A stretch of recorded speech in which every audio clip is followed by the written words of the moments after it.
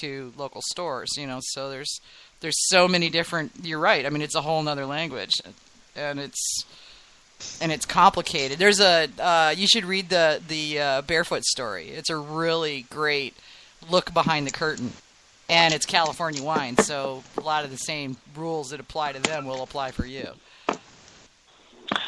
Yeah, and I'm looking forward to the challenge of the transition from being a distributor to then being a winery, because that actually is going to end up pretty much flopping all of the stuff we've already set up. Like, we have to change the way our vino shipper account is set up. We have to change the way we distribute to people. We have to change our reporting. Like, all of these things just so, we could build brand earlier and not sit here and wait until, our O2 license clears. But it's, I welcome the challenge, and I look forward to it, and those long nights where I'm burning the candle at both ends. Yeah, that's what being an entrepreneur means. That's one of the things I accepted a long time ago when I started my own business, is being an entrepreneur. People are like, oh, you own your own business. That's so awesome. I'm like, no days off, no vacation. I work Christmas. I work New Year's. I work nights and weekends. And sometimes I work all night and all weekend. And, you don't get sick days. Yeah, you don't get sick days. Yeah, and you don't have insurance. You don't work. You don't get paid. Yeah, and you don't have insurance unless you're married to somebody who does, which I fortunately am. Or if you want to pay, which can be pretty pricey, and then there's just so many things to think about, and like you say, there's the reporting, which is even more complicated. If you're selling alcohol, it's a whole other animal, so it's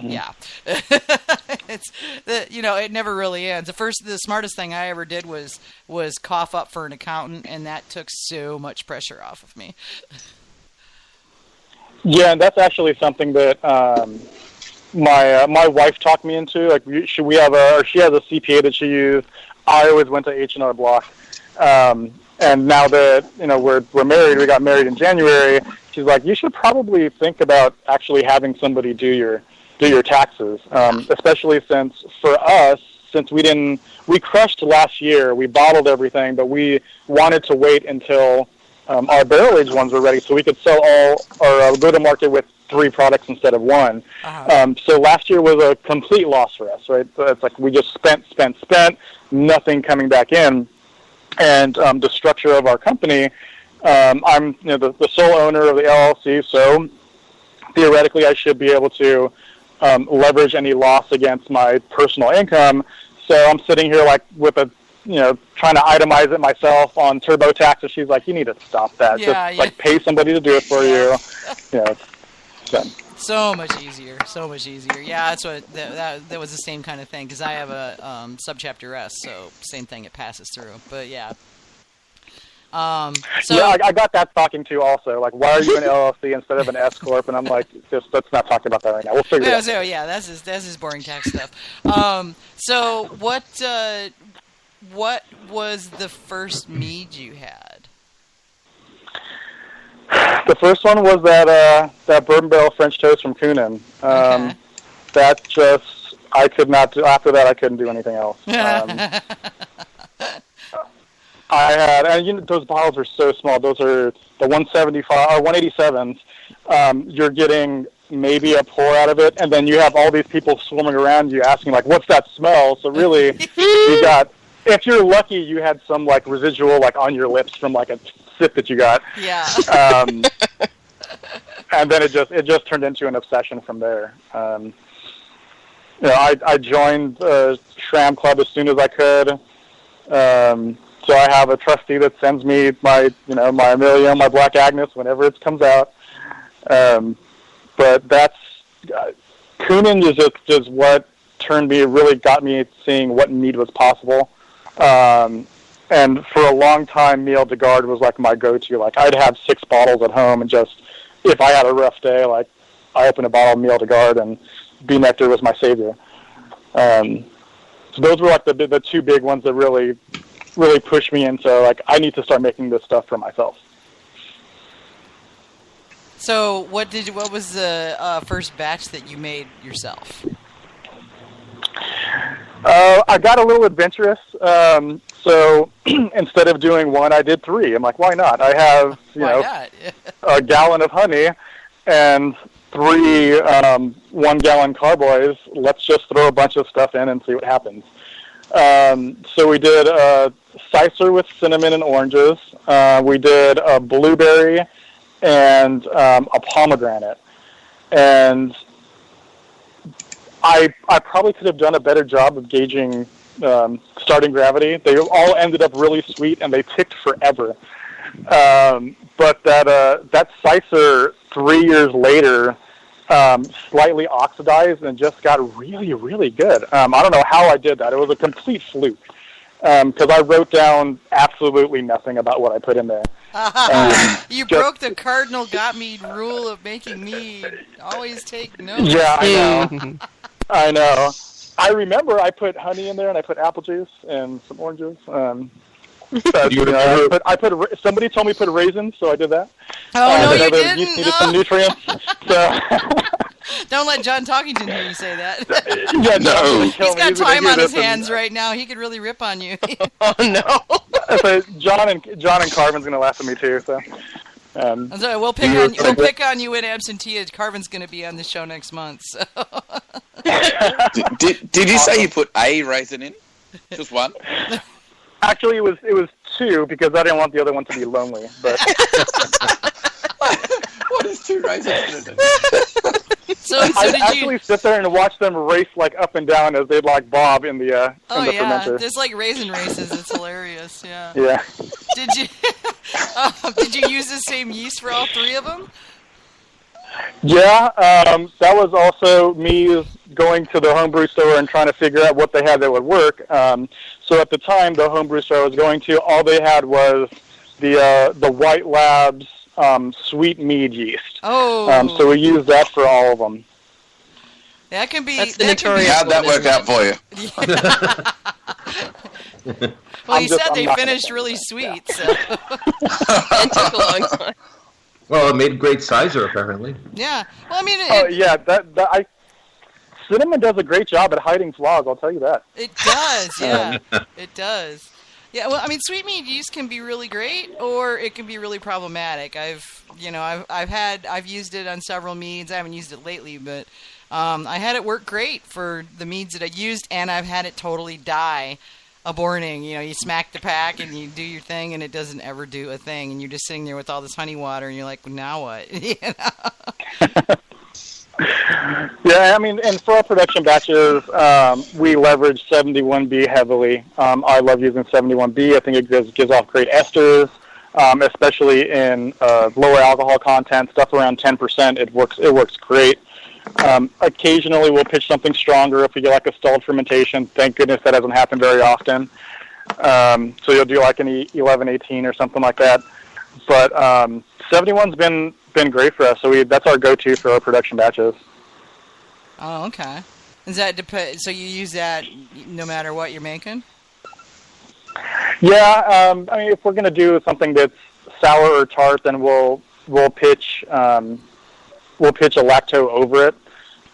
We won't pitch them at the same time, but that's like 99% of the time we're going to use 71B. There's been some experimentation with using like Sappho 5 on sessions because those cider yeast they'll kick in really good and it'll be a really clean ferment. But there's something about 71 that I like to make things that I will enjoy. So if somebody does buy it, I'll just buy all of them. I don't know. It doesn't sound like there's a whole lot of blending going on in that place. Yeah. I'm not even going to ask. Manny's favorite question. Not really. I have to say, like, going to Mazer, for me, was a really eye-opening experience. It was everything I expected it to be and more. The people that I met out there were amazing. And part of the reason I went out there is not only to promote our meadery and get some exposure, but since our community is still small and really growing in Southern California, there aren't a lot of places that I can go to find out more information. I mean, I work with the guys at Golden Coast. Billy's down here, but besides that, everybody else is still starting and getting really green. So that experience that a lot of the East Coast and Midwest mead makers has was really invaluable.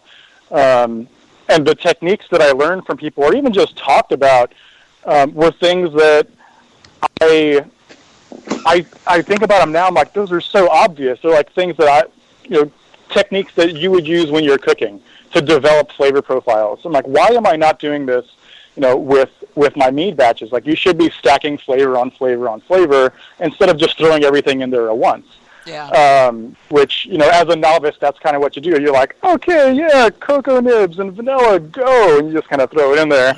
But if you take steps and you slowly build up that flavor, like you really find what you like. You figure out where your quantities need to be, and you figure out how each flavor complements each other. And that's something I don't think I would have learned if I hadn't gone out there. And it's the same thing with blending, right? It's like there's different ways to whether you're doing a honey blend in your initial must, whether you're blending other things together. I've blended batches that didn't exactly come out the way I wanted them to. Like maybe something ends a little bit sweeter, a little bit drier than you're expecting. Then you'll blend that into something else. But I never go into like intentionally saying when this gets to this stage, it's going to get mixed into batch A or batch B. Yeah, one of my best meads ever was a strawberry that got caught in a temperature swing because we went from like 50 degrees during the day to 90 degrees during the day, literally overnight, and it went from happily burbling along to done in like 48 hours.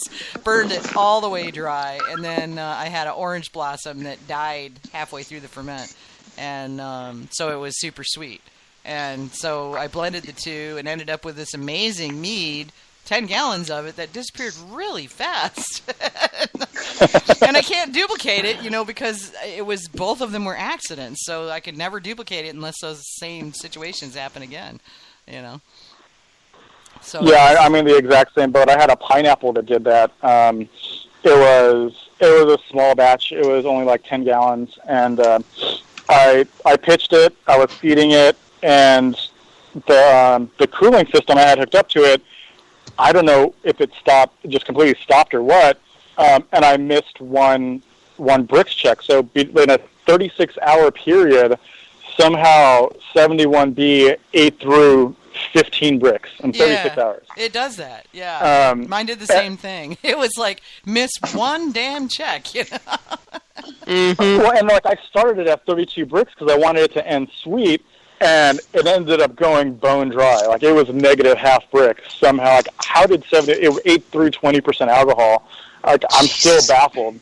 So now I just have it sitting there waiting for something else that's too sweet for me to blend it back into, or make like a session that will now be a regular mead all of a sudden. So crazy. So what were the first three that you guys did? You said you guys wanted to roll out 3 last fall, so what were they? So we did 10 barrels of a base orange blossom, and then we took half of that and put it into one bourbon barrel, and then we did another one into a rye barrel. And the rye one we added vanilla and cocoa nibs, and I poured all 3 at Mazer. So that was a lot of fun. So I thought tell me, which one of those 3 is the one that tasted like you hopped it? That was the base orange blossom, yeah. So the base orange blossom. Now, tell us about why that was weird and why it tasted. It was like a really nice smooth orange blossom, but it was so flowery and hoppy and bitter, like a beer hop bitterness on the tails, and it was really quite interesting. And you tell me it's a traditional, so tell me about that. So the talking with the apiary that we use, which is Honey Pacifica, they get all of their orange blossom from 2 different areas. It's either like these 3 different orchards in the Central Valley, San Joaquin Valley, or up in the Yosemite Valley. Because of how bad the drought had been, the farmers weren't watering as much as they normally would. And usually in the orchard, you'll have like ambient flowers on the ground that kind of hang out next to the irrigation. But because of how bad the lack of rain was, there were no extra flowers. Like, all the bees had to go after was the orange blossoms. So it was a really, really concentrated orange flavor if you compared it to some of the the jars that they still had from even a couple of years past. And I don't know if we'll be able to replicate that again because we got, like a month and a half of rain at the beginning of the year.